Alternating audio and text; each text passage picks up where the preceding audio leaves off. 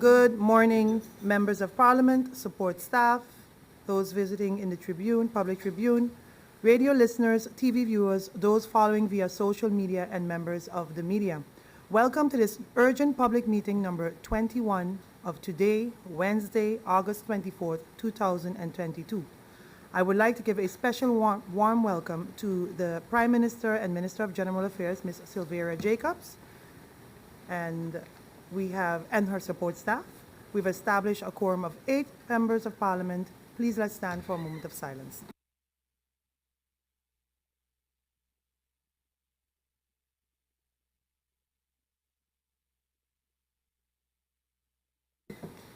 I've received notice of absence from MP William Marlin and MP Sihat Bijlani.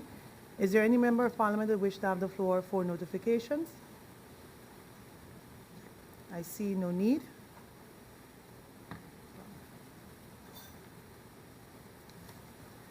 We have as agenda point then for this meeting, this public meeting, recent developments that impact the liquidity of the utility company and the ability of NVGEBE to continue as a going concern.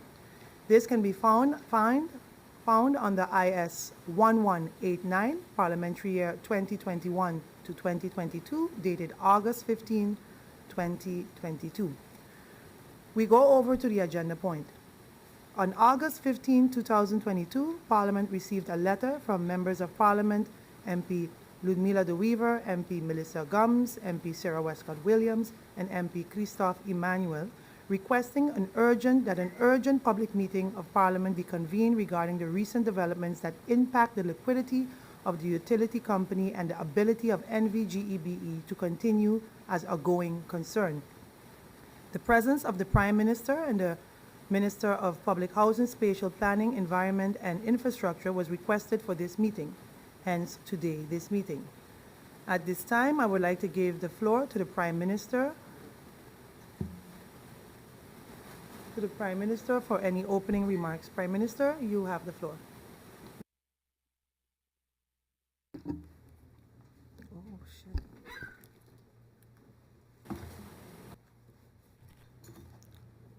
Madam Chair, good morning to you. Good morning to the Griffier. Good morning to the members of Parliament.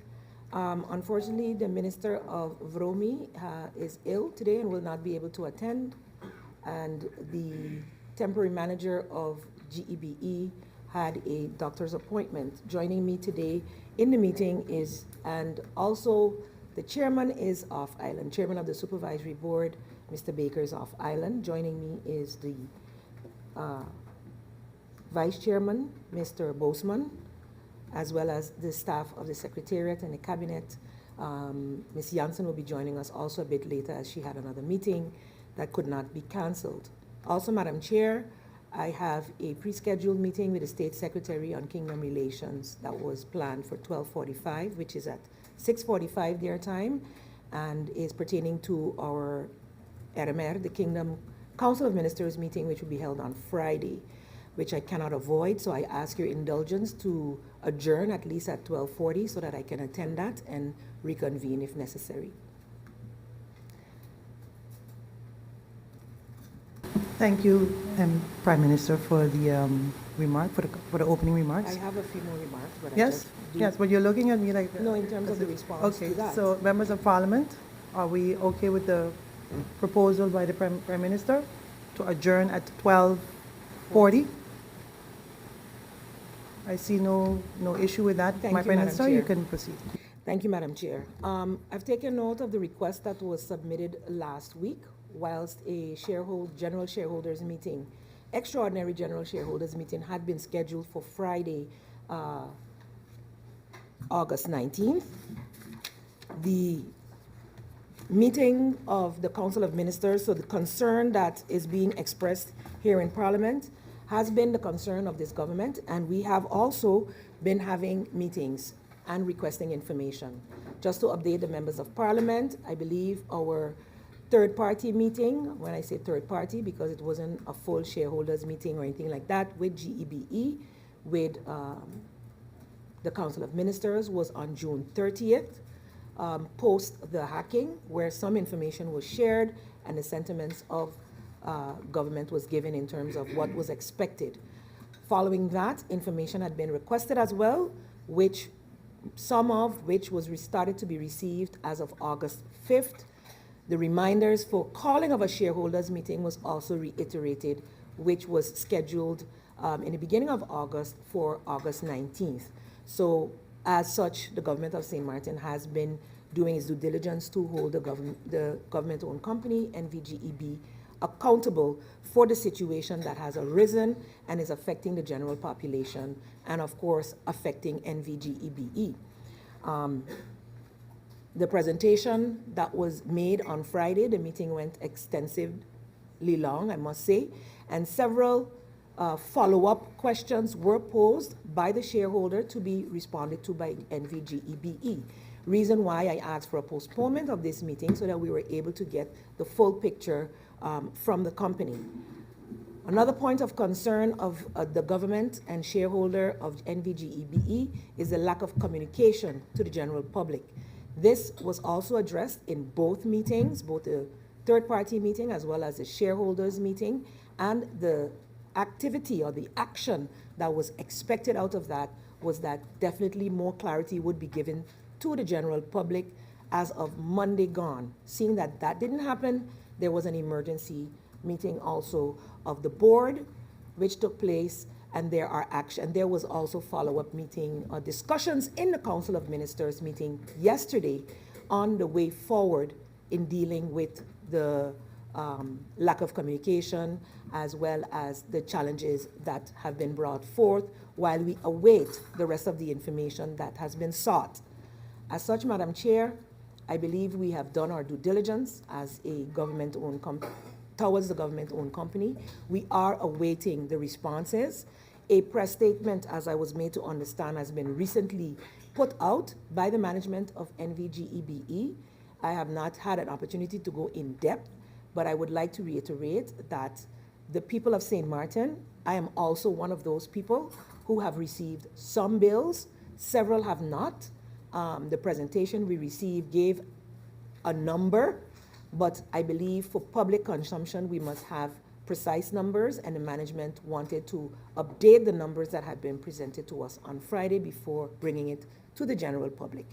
As such, Madam Chair, I will allow the members who have called this meeting to move forward with their questions in this regard, and as I asked before, that the adjournment be recognized so that I can also live up to those obligations in representing St. Martin. I hope that I have been able to give enough opening statements.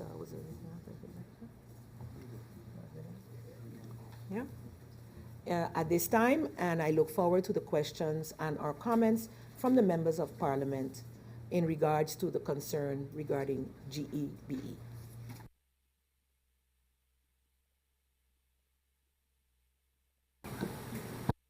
Something's blinking here. Hello? Yes, I think I pressed it was my fault. Thank you, my Prime Minister, for your opening remarks. I would like to now turn the floor over to the members of Parliament. Note that you must sign in to speak, and I see there's no one signed in as yet in the speakers list. Is there any member of Parliament who wish to have the floor? And also note that the allotted speaking time is 20 minutes in the first round.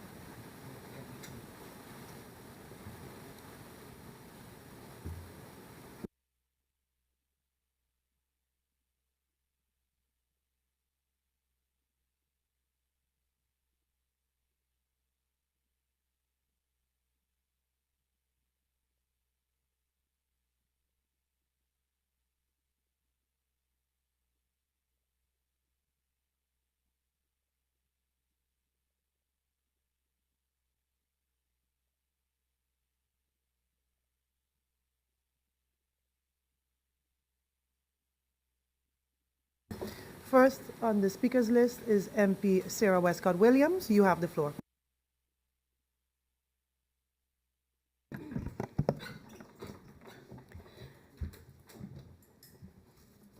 Madam Chair Lady, good afternoon. Good afternoon to my colleagues. Good afternoon to all tuned into this meeting here this afternoon, a long-awaited meeting, not so much long-awaited, but eagerly awaited meeting by many persons.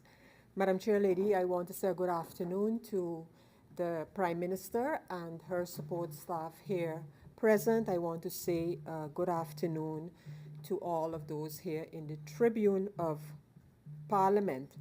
Madam Chair Lady, I heard the Prime Minister's introduction, and this would be maybe more a point of order actually, because while the Prime Minister has said a lot, I know nothing more of the current situation of GB than I knew before the Prime Minister took the floor. So actually my question is, from what has been stated in the media, for example, by the government, that, and now I'm quoting the Prime Minister's own words, a slew of information or documentation was received. Could the Prime Minister, Madam Chair Lady, at least break it down for us so the information that the government now is privy to, let us know the questions that I have following up from the last meeting that we had regarding GEBE and things that happened since. But what does the government know? Yeah, fine, due diligence, and the board is doing the due diligence, and the government is doing due diligence. Has the government, for example, been able to ascertain what is the present situation with respect to the billing at GEBE and all of the different stories that we're hearing, cases that we're hearing? What is the truth to that? Madam Chair Lady, there are so many questions or so many statements that were made in the last meetings that we have had. Question hour, meeting on GB. And now the question is, since the hack of the GB system in March of this year, where do we stand with all of the different things? To start with, the strategic plan of GB, told back then it is in the make. Where is it? What is the current financial situation of GEBE? The last information that we got regarding the financial situation of GB was on the 31st of March, 2021. What about the receivables? Where do things stand today? Again, given what has happened. Madam Chair Lady, a matter that kept being pushed forward. The water company of GEBE. Because now, right now for GB, from all that we have been made to understand, it's about the finances. It's about the money. It's about the obligations of GB on one hand and the income of GB on the other hand. That's what it's about. So when I look at matters like, let me start with the water company of GB. And the matter that every time a member of parliament asks about it, several of us did on several occasions, the question is, where do we stand with this water contract? And the pay or take, or take or pay. Take or pay, that's the way it is called in GB. And so where does that stand now, since it was going to be looked at?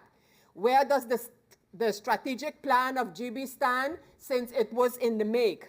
What about the issue of solar energy that back then, months ago, GB was working on? Madam Chair Lady, where do we stand today with respect to the water storage capacity, which was 30,000 plus square meters before Hurricane Irma? In this hurricane season, where do we stand with that? The budget for GB 2022 Is there an approved budget for GB 2022? The new building status. GB spoke about an energy policy. Has the government, like it said, updated its existing energy policy? Which are the, if any, the annual audits since the ones that were provided to Parliament of 2019? Are there any following annual audits and information to share? Madam Chair Lady, as I review the answers given in previous meetings by GEBE, many of the items were actually put on the plate of government. Items such as the auditing plans. So, Madam Chair Lady, in response to the question or the statement regarding the yearly internal audit plans, what does such a plan encompass? So your yearly internal audit plan, what does it encompass? Which audits does this internal audit plan encompass?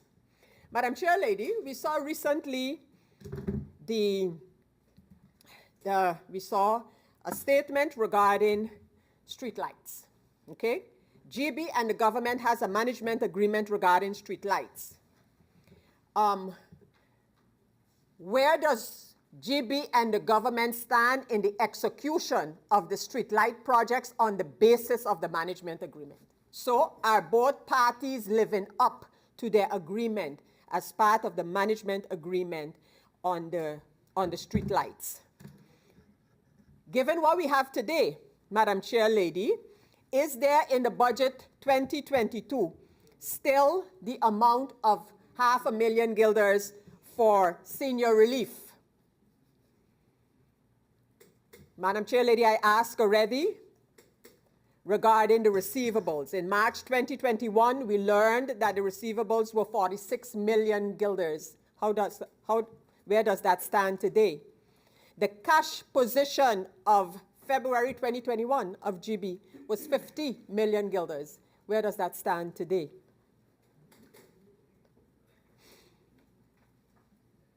Madam Chair Lady, let me leave it here, and I look forward to questions to these as well as the questions that my colleagues would have. Thank you, Madam Chair Lady. Thank you, MP Westcott Williams. Next on the speakers list, we have MP Melissa Gums. You have the floor.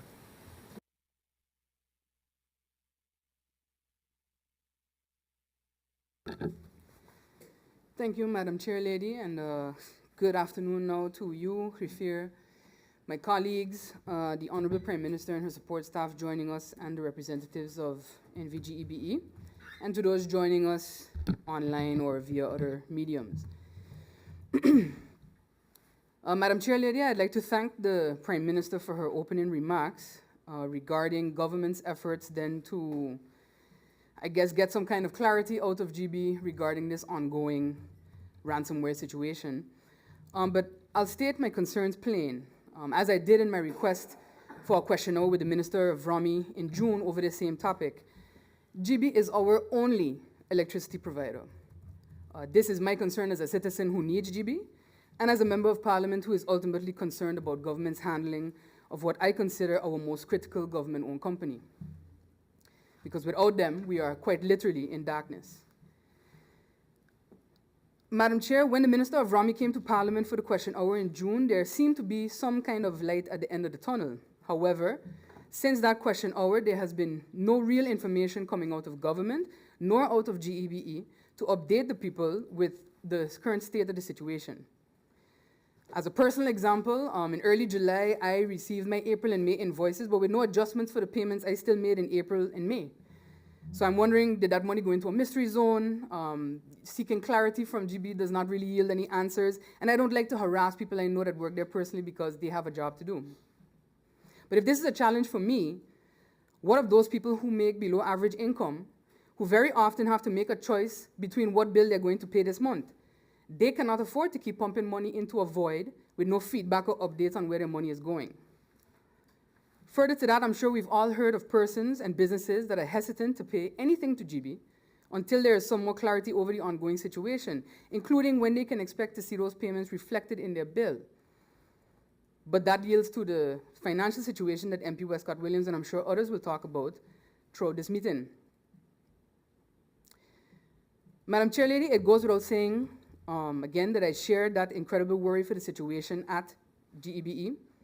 In the wake of that question hour, I and the people of St. Martin have been demanding more information where we can with what is being shared. I'll state it for the record that my questions today are going to pertain mainly to the cybersecurity and ICT infrastructure side of the situation. If need be, I understand some of it may be sensitive. I don't have any issue requesting a closed-door meeting to get those answers from the Prime Minister or the Minister of RAMI when he's feeling better regarding the sensitive nature of cybersecurity. However, I'm going to pose the questions regardless because I believe the public also needs to hear them to understand the gravity of the situation we're in. Because, Madam Chair, through all this talk of digitization, e-government, cybersecurity should be the foundation that we build on to ensure that St. Martin is ready and resilient to the types of state-sponsored attacks that impact governments the world over. Before I go into my questions, I want to urge everyone that they should be vigilant with what they share, what they click on, what they download, while on their phones, tablets, laptops, or PCs. Just in the last few months, the Black Byte ransomware gang has actually leveled up their operation to include a new data leak site that's being promoted on hacker forums. This is a constantly changing landscape, and even when you think you're secure, threat actors will find a new way to get to you. Just yesterday, for example, I received an alert that Russian state-sponsored threat actor Cozy Bear is deploying new tactics to breach Microsoft 365 accounts, which I'm sure is being used in government, it is used in parliament, it is used in most institutions. They're brute attacking these accounts, especially those that don't have what they call multi-factor authentication, or MFA, which is a cybersecurity best practice. So I hope that GBIT has at least done that since this ransomware attack.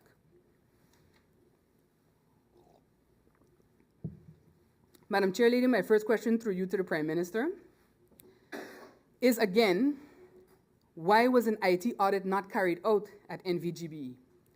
I'm asking it again because I want a real answer this time. The previous answer was we did not have the expertise in-house, which was the response in the question hour meeting, but that's a little simplistic for me at this point in time. Common practice is to contract external assistance if in-house expertise is not available. Why wasn't this done if the same individual has been the head of internal audit since 2013 and thus responsible for ensuring the audits of all departments in the company? I'm asking it again because the public and my colleagues will recall that GEBE actually suffered not one but two IC security data breaches as recently as 2018. Those breaches had more to do with lapses in email and document access security, much of which would be solved by deploying the same MFA rules that I mentioned, but I digress. I believe it is critical that we not only look at the infrastructural issues that led to this ransomware attack, but also at the human error element, where decision makers did not act when needed to establish preventive measures for such an attack. Infrastructural integrity is strengthened or weakened on the decisions of the humans operating in them. GEB is suspending people on the assumption of having leaked documents.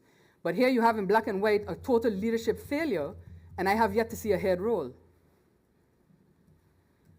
Madam Chair Lady, can the Prime Minister, via the Supervisory Board or Management Board, provide to Parliament, whether under INZACHA or whatever, all reports generated by the cybersecurity firm contracted to resolve the Black Byte attack and issued to GEBE since the time the contract was implemented? I ask about viewing it under confidential eyes because I assume such a document contains very specific information, and I would not want such a document to be public. However, as a member of Parliament, I believe that I would have a right to view that document. What, if any, recommendations and solutions has GEBE implemented since April 2022 to strengthen their ICT security infrastructure and protect against future attacks and breaches? As I mentioned earlier, the very same Black Byte gang has evolved to a point where there are new intrusion tactics being deployed that will stress existing cybersecurity protections. Of course, if there are none in place, then you just make it easier for Black Byte and others. So I would like some clarity on what GB has done thus far. Madam Chair Lady, something that Parliament has not really received much clarity on is the security and risk levels and risk exposure of the SCADA network. The SCADA network controls the engines and distribution, and as historical evidence shows, makes it a key target for cyber attackers. Was the SCADA network at any time exposed or reachable by the ransomware hack? Further to that, what steps have been taken to monitor the SCADA and smart metering networks to ensure they were not infiltrated? And is the SCADA network now completely isolated from the network sectors that have been impacted by the ransomware attack?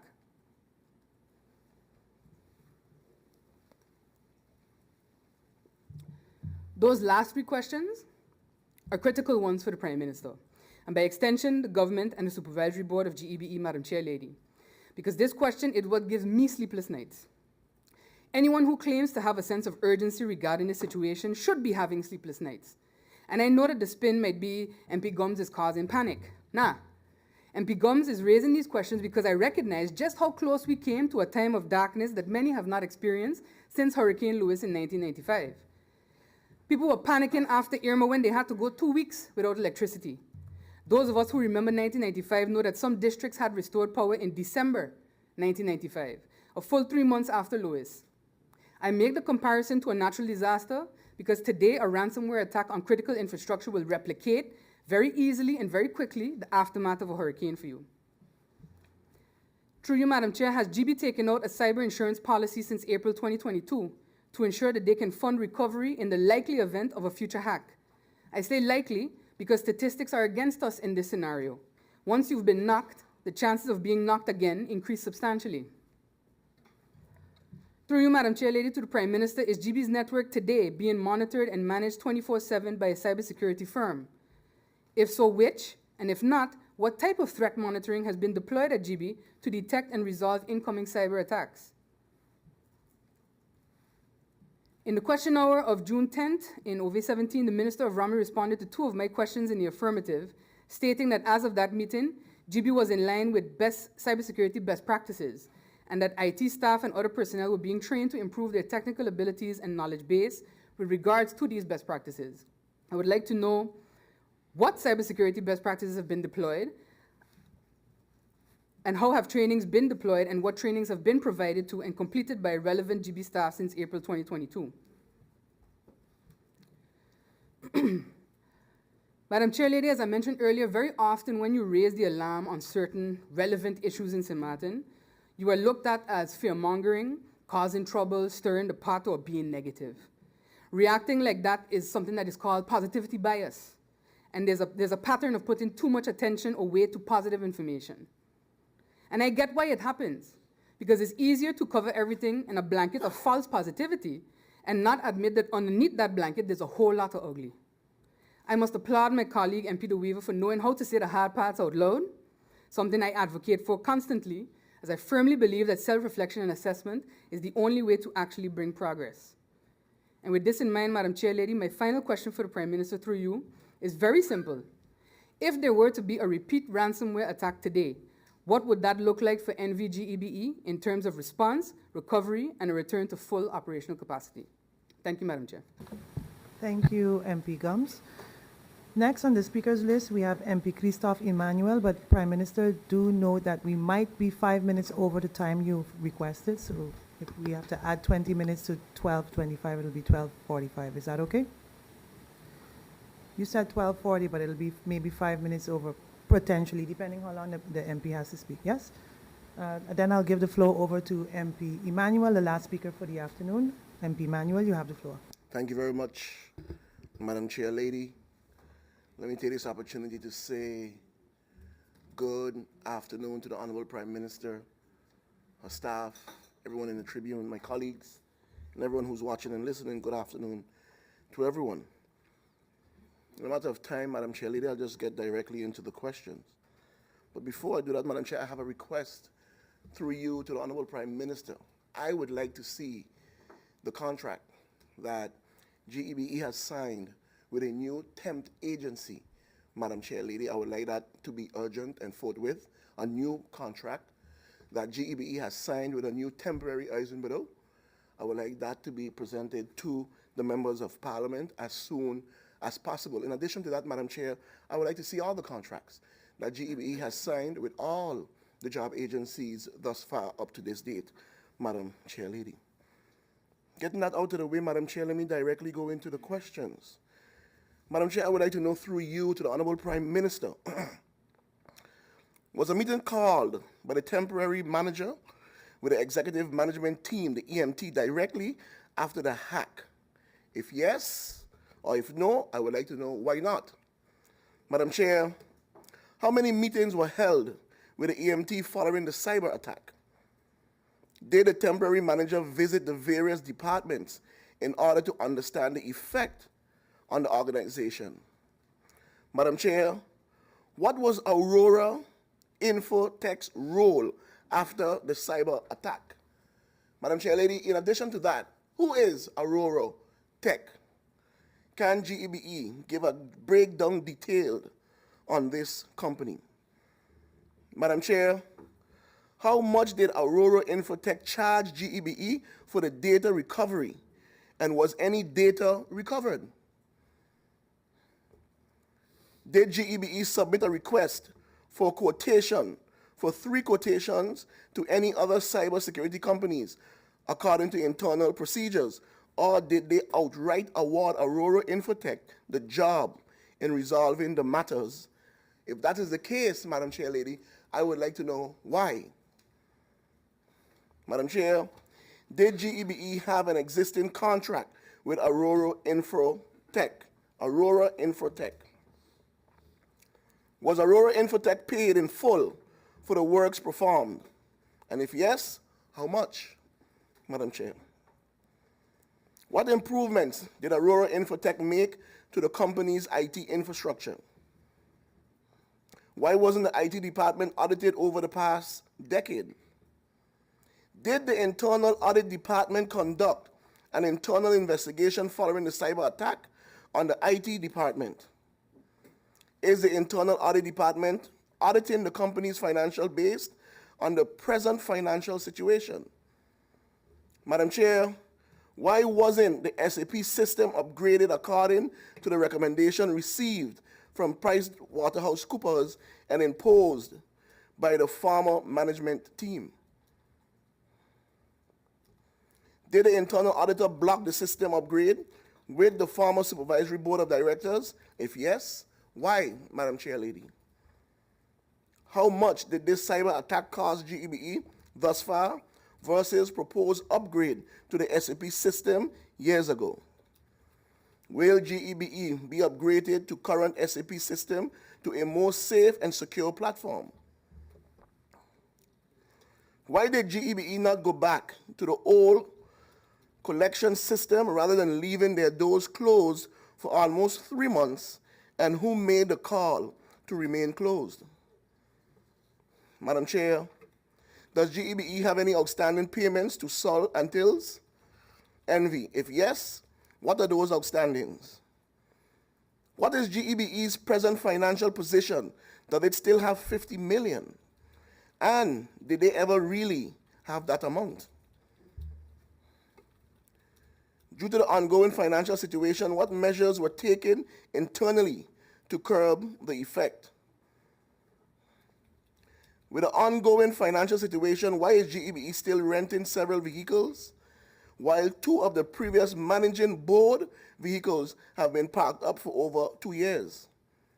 Are both temporary managers collecting their salaries, while one is out on sick leave? Madam Chair Lady, what is the role of the temporary internal auditor? Have any audits been conducted, or are the auditors being controlled by the acting temporary manager? Madam Chair, what is the present installed capacity of the power plant? Seeing the ongoing developments on the island, will GEBE be able to meet future demands without immediate investments? Is the power plant secure in the event of another cyber attack? Does GEBE have any reserve in the event of a major hurricane? If yes, how much? Madam Chair Lady, I've taken notice over the past week that GEBE and the police department has a joint venture where they're installing cameras on light poles. Madam Chair, I would like to know what joint venture is this? Who gave the authorization for such a venture? Who is paying for this to be done, Madam Chair Lady? And the data that is collected, who is monitoring these cameras that are being installed by the poles, Madam Chair Lady? Also, Madam Chair, I would like to know, the individuals or the employees from GEBE, are they compensated? Because in speaking to them, I was told that they are the ones to position and twist and turn the cameras in the direction that the police department want them to be at. Are they compensated for doing a job outside of their scope of work, Madam Chair Lady? In addition to that, Madam Chair, I would like to know how many reports, letters, briefings that the shareholder received from the old supervisory board and from the new supervisory board in time span January the 1st, 2020 up till now. Madam Chair, is government willing to share all these documents that Parliament also, with Parliament, also for transparency purposes? Does those reports, briefings, and documentation outline the core issue that are now at the bottom of the apparent functioning within NVGEBE? How many times the old supervisory board requests shareholder to convene a meeting to discuss specific agenda items? Were these meetings scheduled? Were these meetings with specific agenda ever discussed? Madam Chair, if not, does the St. Martin government in its capacity as the embodiment of the shareholder of NVGB acknowledge any responsibility for the current status of this array of NVGEBE? Was the shareholder told time in and time again that if violated of corporate governance code and the articles of incorporation of NVGEBE with the request to refrain from doing so? If so, what is anything that the shareholder do or can do to remedy the situation? If you don't understand the question, I can send them all to you in writing too as well. Madam Chair Lady, was the shareholder also informed about the seriousness functioning of the head of the internal audit department? Was the shareholder requested not to stimulate, promote, and or allow the head of the internal audit department to violate the system of checks and balances, go beyond management and supervisory board, and discuss matters directly with the shareholder? Madam Chair, was the shareholder specifically advised in detail repeatedly of the capacity of the head of the internal audit department function as the CEO or temporary manager of NVGEBE?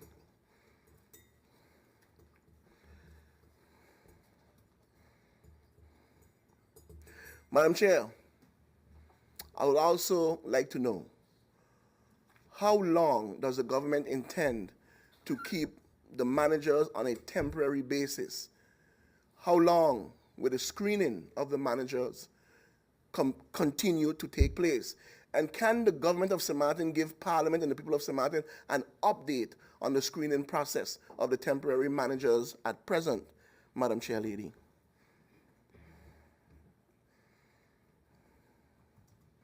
Madam Chair, one of my colleagues asked the question, and I'll ask it again. Given the finances that GEBE are in right now, GEBE make a statement that they will start to cut bills on the 1st of September.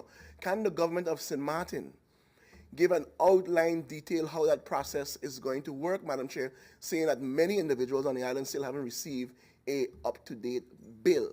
So how are they going to be cutting if people are not receiving their regular bills? In addition to that, Madam Chair, I would like to ask, the data that was lost from GEBE, can the government of St. Martin request an outline detail on the cost? So in other words, Madam Chair, what was the value of the data that was lost in comparison to simply paying the ransom? So let me say the data that was lost or that was corrupt or that was hacked, maybe the word 5 million, 2 million, 1 million, and what was the cost of paying the ransom to receive or retrieve that data? Has the government had any discussions with GEBE in terms of the cost or the value of that data that has been lost? I thank you very much, Madam Chair. Thank you, MP Emmanuel. Members of Parliament, per the request of the Prime Minister, we would have to adjourn this meeting until further notice, but do keep in mind that we are still in the middle of round one and that the speakers list will remain open for those of you that wish to still sign in. So with that, members of Parliament, I don't know if the Prime Minister would like to have closing remarks before we adjourn. No? Then we will adjourn this meeting until further notice. Meeting adjourned until further notice.